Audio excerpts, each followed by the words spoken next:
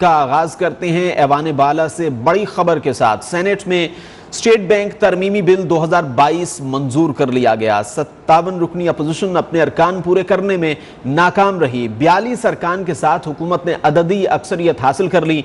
Bill के हक में 43 और मुखालिफत में 42 वोट पड़े। बिल पर वोटिंग के दौरान अपोजिशन के एक रुकन दिलावर खान ने हुकूमत को वोट दिया, जबकि ANP के उमर फारूक कांसी ऐवान से बाहर चले गए। अपोजिशन लीडर यूसुफ रजा गिलानी, तलहा महमूद, हिदायतुल्लाह, हिलालुर रहमान, नुज़हत सादिक, फैसल सब्जवारी, खालिदा अतीब, मुशाहिद हुसैन समेत कई अरकान गैर हाजिर रहे। PTI की डॉक्टर जरका तबीयत की खराबी के बावजूद ऑक्सीजन सिलेंडर के साथ ऐवान में आई। इजलास की कार्रवाई के दौरान अपोजिशन की हंगामा हराई, एजेंडे की कॉपीज फाड़ दी। चेयरमैन सेनेट के डाइस का घेराव कर लिया, शदीद नारेबाजी की। सेनेट का इजलास चेयरमैन सादिक संजरानी की सरबराही में हुआ। वफाकी वज़ीर खजाना शौकत तरीन ने स्टेट बैंक तरमीमी बिल पेश किया। ऐवान में रायशुमारी कराई गई, जिसमें बिल के हक में 43 और मुखालफत में 42 वोट आए। सेनेट में स्टेट बैंक बिल सिर्फ एक वोट की अक्सरियत से मंजूर कर लिया गया। ANP के उमर फारूक कासी बिल की मंजूरी के वक्त ऐवान से निकल गए, जबकि दिलावर खान ने हुकूमत को वोट दिया। अपोजिशन ने एजेंडे की कापियां फाड़ कर हवा में लहरा दी। चेयरमैन सेनेट के डाइस का घेराव भी किया।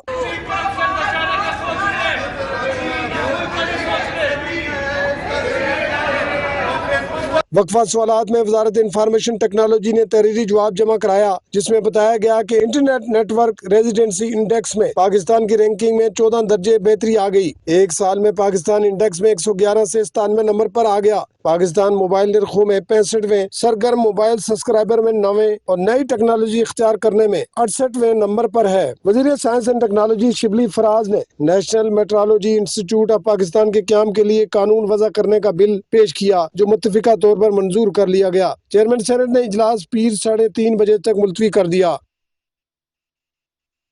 स्टेट बैंक तरमीमी बिल की मंजूरी पर अपोजिशन सेनेटर्स बरहम। ऐवान बाला के बाहर मीडिया से गुफ्तगू में शेरी रहमान हुकूमत पर बरस पड़ी। कहा, यह कानून मुकम्मल तौर पर नाकाबिल कबूल है। आज 1 अरब के लिए कौम की खुद मुख्तारी नीलाम की गई। रात के अंधेरे में जो किया गया, इसकी तारीख में मिसाल नहीं मिलती। मेंबरान को कोरोना में ऑक्सीजन लगाकर लाया गया। आजम नजीर तारड़ का कहना था, हुकूमत के दिन गिने जा चुके। जो रात के अंधेरे में इन्होंने किया है, IMF ने इनसे तंबी की थी कि आपने सारे पार्लियामान की हामी भरवानी है, आपने ऑर्डिनेंस नहीं बुलडोज करने दिया है। तो हम जॉइंट ऑपोजिशन ने एक तवील और डिटेल्ड में SOPs की धज्जियां उड़ाते हुए कोविड पॉजिटिव लोगों को ला के गिनती पूरी की गई। चेयरमैन साहब ने गैर जानिबदारी के सारे रिकॉर्ड तोड़ते हुए रात की तारीकी में चोर दरवाजे से ये काला कानून ला के बराबर पे आके उन्होंने इसको मंजूर किया है। ये हुकूमत की कामयाबी नहीं है, हुकूमत के दिन गिने जा।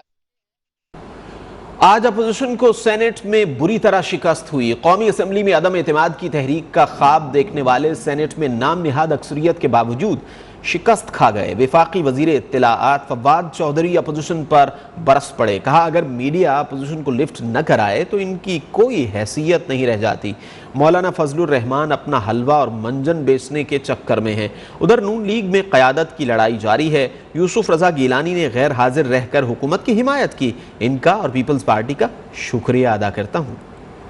आज अपोजिशन की जो शिकस्त है उसमें एक और इजाफा हुआ। अपोजिशन जो ख्वाब देख रही थी कि हम कौमी असम्बली में अदम एतमाद लेके आने का, उनको ये पता चला है कि ये ख्वाब उनके उस ऐवान में भी पूरे नहीं हुए जहाँ पे उनको नाम निहाद अक्सरियत हासिल है। ये 2-4 अगर मीडिया जो है इनको लिफ्ट ना कराए तो इनकी वैसी कोई पॉलिसी नहीं है। PMLN में जो इस वक्त लीडरशिप की लड़ाई है वो आपने देखा है कि वो किस तरीके से जारी है। फजलुर रहमान साहब तो बेचारे रेलू कट्टे हैं, कभी उनको पीपल्स पार्टी पकड़ लेती है, कभी उनको। इदारों की खुद मुख्तारी का विजन कौम को वजीर आजम इमरान खान ने दिया। अपोजिशन इन हाउस और आउटडोर शरारतें छोड़ दे। वफाकी वजीर असद उमर का बयान। कहा, सियासी मुदाखलत के कल्चर ने इदारों की कारकर्दगी को तबाह किया। कौमी मफाद के अलावा सियासत का दूसरा कोई रास्ता बाकी नहीं।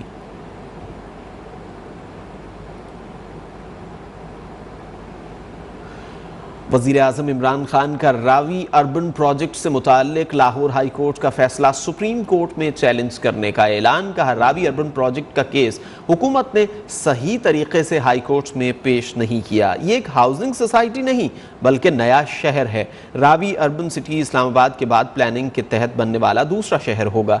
इससे सरमायाकारी आएगी, लोगों को रोजगार मिलेगा। हम 2 करोड़ दरख्त लगाएंगे, दरिया को बचाया जाएगा, वरना रावी एक सीवरेज का नाला बन जाएगा। कहा, तेजी से बढ़ती आबादी के सबब कराची पर भी बहुत बोझ पड़ रहा है, इसलिए कोशिश है कि बंड जजीरे पर भी नया शहर बनाएं, मगर सिंध हुकूमत रुकावटें डाल रही है।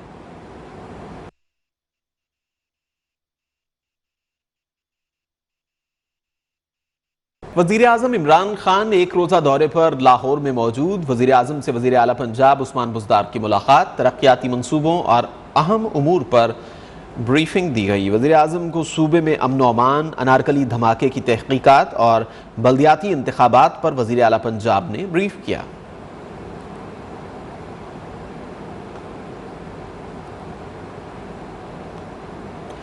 लाहौर में 1,02,000 एकड़ पर मुश्तमिल नया शहर बन रहा है। यह हाउसिंग सोसाइटी नहीं बल्कि पूरा शहर है। वफाकी वज़ीर इत्तलाआत फवाद चौधरी की मीडिया से बातचीत। कहा, मफाद आमा के मंसूबों को बगैर किसी रुकावट मुकम्मल करना चाहते हैं। नया पाकिस्तान बनाने का ख्वाब ज़रूर पूरा होगा। काफ लीग इत्तेहादी जमात है, इनकी राय का एहतराम है। चौधरी शुजात हुसैन के तहफ़्फ़ुज़ात दूर कर दिए गए। नवाज शरीफ ने पूरे लंदन के रेस्टोरेंट्स का दौरा किया। नवाज शरीफ वापस नहीं आ रहे, लाया जा रहा है। लाहौर का एक पहला प्लान्ड कमर्शियल प्रोजेक्ट है, डाउनटाउन प्रोजेक्ट है। इसमें हाई राइज बिल्डिंग्स बनेंगी और लाहौर की एक बिल्कुल लैंडस्केप चेंज होगी। उसके साथ लाहौर के साथ एक नया शहर जो है वो बसाया जा रहा है। हुकूमत को ये हक हासिल है कि वो नए शहर बसा सके। ये कोई एक्विजिशन कोई हाउसिंग सोसाइटी के लिए नहीं हो रही थी कि उसको जज साहब कहें कि ये हाउसिंग सोसाइटी के लिए हो रही है। ये एक नया शहर बना रहे हैं। पाकिस्तान के लोगों ने इमरान खान को उन ख्वाबों की ताबीर के लिए चुना है और मैं ये समझता हूँ कि ये जो ख्वाब हैं, ये जो हमारा एक लाएअमल है, ये शख्सियात से बढ़कर है और इंशाअल्लाह वज़ीर आज़म इमरान खान की क़यादत में जो नया पाकिस्तान बनाने की तरफ हम चले हैं वो इंशाअल्लाह ज़रूर पूरा होगा। लेकिन नवाज शरीफ साहब को वापस आ नहीं रहे, लाया जा रहा है इंशाअल्लाह। नवाज शरीफ ने कहाँ आना है? पूरे लंदन में एक रेस्टोरेंट उन्होंने छोड़ा जिनका उन्होंने दौरा नहीं किया। अब चूँकि उनको लग रहा है कि वहाँ की अदालतें को ज़्यादा लंबा अरसा उनको सहारा नहीं देंगी, तो इस तरह की वो यहाँ पे गुफ्तगू शुरू हो रही है कि वो खुद वापस आ रहे हैं। खुद नहीं आ रहे हैं, इंशाल्लाह उनको लाया जा रहा है। वज़ीर आला सिंध मुराद अली शाह ने दुआ मंगी केस के मरकजी मुलजिम के पुलिस हिरासत से फरार होने का नोटिस ले लिया। IG सिंध और सेक्रेटरी दाखिला को सख्त कार्रवाई करने की हिदायत की है। वज़ीर आला सिंध ने SSP कोर्ट पुलिस आज़म दुर्रानी को फौरी तौर पर मुअत्तल करने की हिदायत की है। इस हवाले से आपको मजीद बताएंगे, लेकिन एक ब्रेक। सिंध मुराद अली शाह ने दुआ मंगी केस के मरकजी मुलजिम के पुलिस हिरासत से फरार होने का नोटिस लिया है। IG सिंध और सेक्रेटरी दाखिला को सख्त कार्रवाई करने की हिदायत भी की है। वज़ीर आला सिंध ने SSP कोर्ट पुलिस आज़म दुर्रानी को फौरी तौर पर मुअत्तल करने की हिदायत कर दी है। तफसीलात जानेंगे नुमाइंदा न्यूज़ वन हफीज़ बलोच से। हफीज़ बलोच, आगाह कीजिए, इस हवाले से वज़ीर आला का क्या कहना था? जी बिल्कुल, ये दुआ मंगी के केस 2019 के दिसंबर के महीने में पेश आया था। इसके मरकजी मुलजिम को गुज़िश्ता रोज अदालत में पेश किया गया था, जिसके बाद वो फरार हो गए थे। इस हवाले से वज़ीर आला सिंध ने नोटिस ले लिया है। वज़ीर आला सिंध ने IG सिंध और सेक्रेटरी दाखिला को सख्त कार्रवाई करने की हिदायत दी। मुलजिम ज़ुहैब कुरैशी को कल अदालत में पेश किया गया था। जैसे कि मैंने बताया, हाजिरी के बाद पुलिस के साथ खरीदारी की मांगे मुलजिम मार्केट से फरार हुआ। मुलजिम ज़ुहैब कुरैशी को वापस जेल पहुंचाने की जिम्मेदारी हेड कांस्टेबल नवीद और कांस्टेबल जफर की थी। वज़ीर आला सिंध की हिदायत पर दोनों पुलिस एहलकारों नवीद और जफर को गिरफ्तार करके वापस किया गया है। वज़ीर आला सिंध ने SSP कोर्ट पुलिस जी हफीज़ बलोच, आपका शुक्रिया, आपने अपडेट किया। कराची से खबर दें, दुआ मंगी केस के मरकजी मुलजिम के फरार होने की CCTV फुटेज मंजर आम पर आ गई है। वीडियो में देखा जा सकता है कि पुलिस मुलजिम को कैदी वैन में नहीं बल्कि प्राइवेट गाड़ी में लाई। गाड़ी से ज़ुहैब कुरैशी अकेला निकला और शॉपिंग मॉल में गया। मरकजी मुलजिम एक दरवाजे से दाखिल हुआ और दूसरे से बाहर निकला और रिक्शे में बैठकर बासानी फरार हो गया।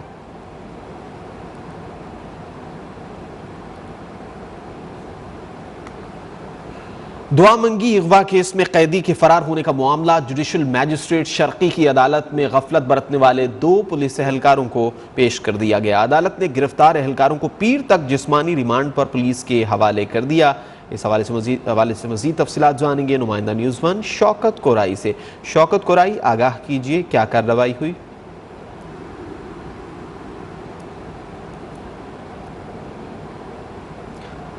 शौकत कुराई, आप मुझे सुन पा रहे हैं? आपसे जानना चाह रहा हूं कि दुआ मंगी अगवा केस में क्या कार्रवाई हुई है? देखिए, ये 2 मुल्जमान थे जिन्हें आज अदालत में पेश किया गया। अदालत ने उनका रिमांड मंजूर करते हुए पुलिस के हवाले कर दिया है। ये पुलिस जब इन लोगों को गिरफ्तार किया था इससे पहले तो वो पुलिस कस्टडी के साथ अदालत में पेश होते थे, लेकिन जब वापस हो रहे थे अदालत से समाज खत्म होने के बाद, तो पुलिस ने उन्हें इजाजत दी कि आप यहाँ से कोई शॉपिंग वगैरह कर सकते हैं, कोई सामान खरीद सकते हैं, जैसे मौसम तब्दील हो रही है, गर्म कपड़े खरीद सकते हैं। तो वहाँ से जो है ज़ुहैब कुरैशी और दीगर जो है फरार हो गए थे तारिक रोड से, जहाँ जैसे वो दाखिल हुए थे मॉल के अंदर, एक शॉपिंग मॉल के अंदर, तो वहाँ से पुलिस को चकमा देकर वो निकल गए थे, वहाँ फरार हो गए थे। तो उनमें से 2 मुल्जमान जो है आज अदालत में पेश किए गए हैं गिरफ्तार करने के बाद, और अदालत ने उनका रिमांड मंजूर करते हुए पुलिस के हवाले कर दिया। जी शौकत कुराई, आपका शुक्रिया, आपने अपडेट किया।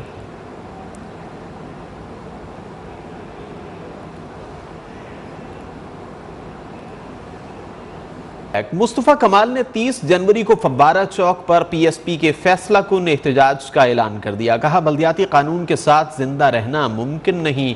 वजीर आला के इख्तियारात निकाल कर गली मोहल्लों में लाना चाहते हैं। इनका कहना था कि हम कुछ और नहीं, कराची के लिए हक मांग रहे हैं, इसके लिए जान भी देने को तैयार हैं। 30 जनवरी को परसों फव्वारा चौक पे ज़ैनब मार्केट के सामने ज़मीन पार्टी एक आखिरी मार्का होगा। वो 2001 का बल्दियाती निज़ाम वापस मांग रहे, जो कि आर्टिकल 140A की रूह के मुताबिक है। जो इख्तियारात और वसाइल वफाक से सूबों को आए हैं वजीर आला के पास, उसको सूबे के तमाम ऑर्गन यानी tehsil, district, city government, town, taluka, union council, उसमें जाना चाहिए थे। वो नहीं गए। वो वजीर आला के पास आकर 10 सालों से पार हो गए। उसके ऊपर मुज़ाकरात हो। हम ना 2013 को मानते और ना 2021 को मानते। एमक्यूएम पाकिस्तान का कराची में मुजाहिरीन पर पुलिस तशद्दुद के खिलाफ एहतजाज का फैसला। खवातीन की जानिब से कल 3 तलवार क्लिफ्टन पर एहतजाज किया जाएगा। एमक्यूएम पाकिस्तान के कन्वीनर डॉक्टर खालिद मकबूल सिद्दीकी का कहना है कि कराची में हुकूमती दहशत गर्दी का हिसाब देना पड़ेगा। आमिर खान ने कहा कि सिंध हुकूमत होश के नाखून ले, आगे जो होगा जिम्मेदारी हमारी नहीं। सिंध हुकूमत और जमात इस्लामी के दरमियान बल्दियाती कानून में तरमीम पर मुज़ाकरात कामयाब। जमात इस्लामी ने 29 रोज से जारी धरना ख़त्म कर दिया। आज मुख्तलिफ शाहराहों पर धरने की कॉल भी वापस ले ली। यौम तशक्कुर मनाया जाएगा। मुतनाज़ बल्दियाती कानून के खिलाफ कराची में सिंध असेंबली के बाहर जमात इस्लामी का 29 रोज से जारी धरना खत्म। सिंध हुकूमत का वफ्द रात गए जमात इस्लामी के धरने में पहुंचा। वफ्द में शामिल वजीर बल्दियात नासिर हुसैन शाह ने जमात इस्लामी से मुज़ाकरात की कामयाबी और तहरीरी मुआहदे का ऐलान किया। कहा, बल्दियाती इदारों के इख्तियारात में इजाफे के लिए 2013 के लोकल गवर्नमेंट एक्ट में तरमीम की जाएंगी। सेहत और तालीम से मुतल्लिक इदारे, सहूलियात, इख्तियारात बल्दियाती इदारों को वापस किए जाएंगे। जरूरी रूल्स या नोटिफिकेशन 1 से 2 हफ्ते में जारी कर दिए जाएंगे। ये मुज़ाकरात हमारे काफ़ी दिनों से कई मीटिंग्स हमारी हुई हैं और जिनके तहत बहुत सारे इश्यूज पर इत्तेफाक राय हुआ है। सिंध लोकल गवर्नमेंट एक्ट 2013 और तरमीमी बिल 2021 में बेहतरी और मुंतखब बल्दियाती इदारों के इख्तियारात में इजाफे की गर्ज से जमात इस्लामी की तजावीज़ पर मुज़ाकरात के लिए जो मुश्तमिल कमेटी बनाई गई। कमेटी की नशिस्तों में तफसीली मुज़ाकरात के बाद दोनों जानिब से दर्ज झेल उमूर पर मुल्क में कोरोना का बड़ा वार। 4 माह में सबसे ज्यादा अमवात और केसेस का रिकॉर्ड टूट गया। आज 30 अफराद जामबहक 8,183 नए मरीज सामने आ गए। कोरोना की शरह 11.92% पर पहुंच गई। लाहौर में कोरोना कंट्रोल से बाहर हो गया। आज वहां 6 अफराद जान से गए। 1380 नए केसेस रिपोर्ट हुए। शरह 20.85% हो गई। पेशावर में भी कोरोना 3 अफराद की जानें निकल गया। 713 नए मरीज रिपोर्ट हुए। शरह 20% रही। कराची में 1652 अफराद कोरोना का शिकार हुए। शरह 27.92 पर आ गई। इस्लामाबाद में 1550 अफराद में कोरोना की तस्दीक। शरह 17.13% रिकॉर्ड की गई। कोरोना के बढ़ते केसेस पर रावलपिंडी में स्मार्ट लॉकडाउन लगा दिया गया। NCOC के मुताबिक मुल्क भर में कोरोना से 29,192 अफराद इंतकाल कर चुके हैं।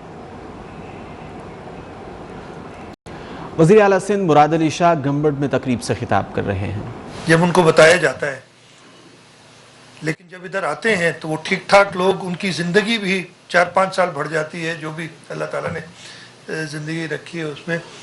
और जितनी तारीफ़ की जाए इस वेंचर की, सारी हिस्ट्री सारे लोगों ने बताई, आप सब वाकिफ़ हैं, मुझसे ज़्यादा वाकिफ़ है। मेरा जब से इधर आना शुरू हुआ, जैसे मैंने बताया, हर दफ़े डॉक्टर साहब एक नई आइडिया देते हैं, एक नई बात करते हैं, कोशिश करते हैं कि अपने जो भी रिसोर्सेज हैं, और ख़ास तौर पे चेयरमैन साहब की ख़ास फोकस हेल्थ सेक्टर में और ख़ास तौर पर टर्शरी हेल्थ में रही है। और हुकूमत सिंध, हम अपने आप को फ़ख्र महसूस करते हैं कि हमने हेल्थ सेक्टर में, ख़ास तौर पर टर्शरी हेल्थ में, ये पीर अब्दुल कादिर शाह जिलानी इंस्टीट्यूट, गंबड़ जैसे इदारे, NICVD जो हमें टूटी फूटी हालत में 2011-12 में मिला था, वो इदारा, SIUT हो गया, बाकी जिना हॉस्पिटल के अंदर जो इंटरवेंशंस की हैं, और जो और सारी चीज़ें चल रही हैं, उस पर हमें ज़रूर फ़ख्र महसूस होता है। और चेयरमैन साहब की हमेशा जो हिदायत रही है मेडिकल सेक्टर में, मेरे ख्याल है जितना हम सोचते हैं उससे थोड़ा आगे सोच के वो हमेशा कहते हैं कि आप ये क्यों नहीं करते।